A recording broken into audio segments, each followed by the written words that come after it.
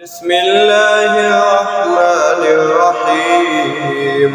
ما كان للمشركين أن يعمروا مساجد الله شاهدين على أنفسهم بالكفر أولئك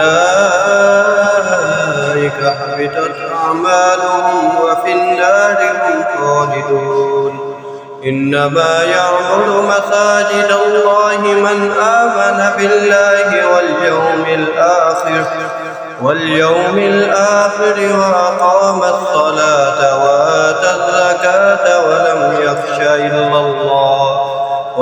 يخش إلا الله فعسى أولئك أن يكونوا من المهتدين. صدق الله